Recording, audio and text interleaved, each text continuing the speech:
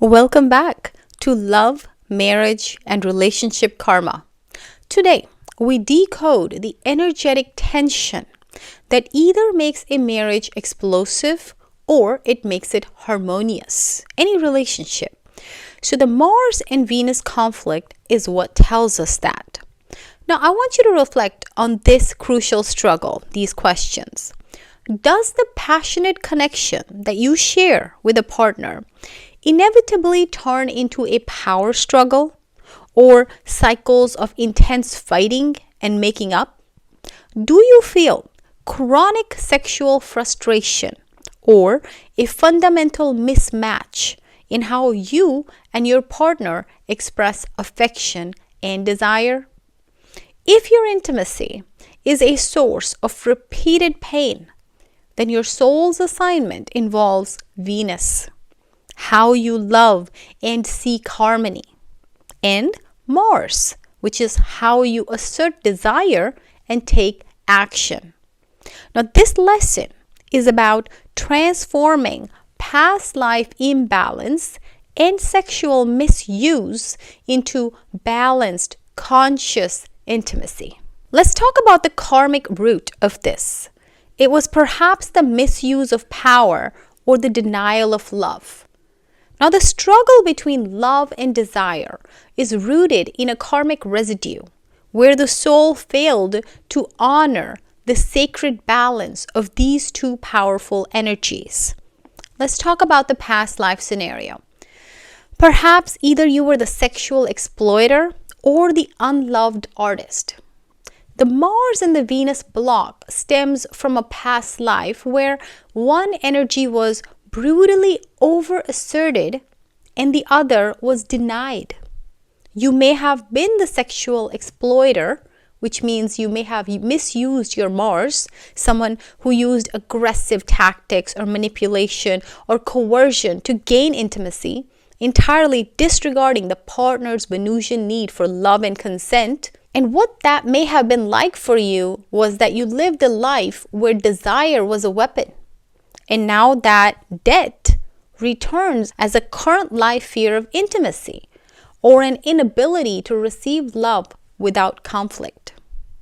Your subconscious ensures that you attract partners who either mirror that aggression or leave you feeling constantly frustrated and unheard. Alternatively, you may have been the unloved artist, which is Venus denied, who poured love and devotion into a partner who continuously rejected or betrayed you. That memory returns as a present life fear of genuine vulnerability, causing you to instinctively substitute conflict, which is Mars, for deep, loving connection, which is Venus. The soul must now prove that it can unite desire and affection ethically. Now, before I give you the astrological code in terms of what planets sitting where in what houses, please go ahead and check out the foundational videos in the playlist below so you can understand the astrological code better when you listen to it in your own personal chart. In terms of where the 7th house is, where Venus is sitting, where Mars is sitting, if Mars is afflicted, Venus is afflicted, if your 7th house is afflicted, what planets are connected to those houses, who's aspecting what. Okay, learn about the dignities and the afflictions. It will be a really good course for you to just check it out right there in the video description, all right there for you for free. So definitely check out the foundational videos in the playlist below. That is going to be very helpful to you before you get more deep into this particular video regarding the astrological code behind these issues. All right, now let's talk about the astrological code. Hopefully you have your chart pulled up and you can see your Mars and Venus. So look for these specific indicators in your chart to confirm this painful lesson. Mars and Venus hard aspects. If your Mars is aspecting your Venus, or there's aspects between these two planets, that is a signature of this karmic test, one of the signatures. The person that has it finds it difficult to unite affection and desire seamlessly. They either confuse fighting with passion or struggle to integrate sex into a loving commitment. Now, if your Venus is sitting in Mars' sign, so Venus sitting in Aries, number 1, or Venus sitting in Scorpio, number 8, or Mars in Venus' sign, Mars in number 2 or 7, Taurus or Libra. When these planets reside in each other's signs and are afflicting it, it creates an intense, confusing pull. Love feels demanding, or desire feels too gentle, leading to constant mismatch in the relationship.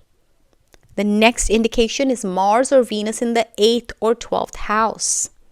Placement in the houses of crisis and loss can signal karmic sexual secrets, betrayal, or deeply hidden trauma of the 8th house, or a profound sense of loss and self-undoing through past relationships, which can be seen in the 12th house. So Venus also in the 12th house is an indication. So the soul's goal here is to shift your intimate identity from the combatant to the conscious lover. You must replace power struggle with integration. Your core assignment is to align your Mars action with your Venus intention. This means ensuring all actions of desire are rooted in authentic affection, authentic respect, and mutual harmony. You must learn to assert your needs without aggression and receive love without guilt. The next is balanced assertion. The virtue to cultivate is respect. The realization that true intimacy requires honoring both the self's desires, which is your Mars, and the partner's boundaries and need for harmony, which is Venus. Now let's talk about a universal remedy here. So to transform power struggles into harmony and heal this intimacy wound, we implement the following assignments. The first is called the pause and state conflict protocol. It heals your Mars's aggression. This directly addresses the aggressive impulse of an afflicted Mars. The moment conflict or anger flares, impose a mandatory, documented 5-minute pause. During this pause, the only required action is to write down the single core emotion fueling the anger. For example, fear, sadness, neglect.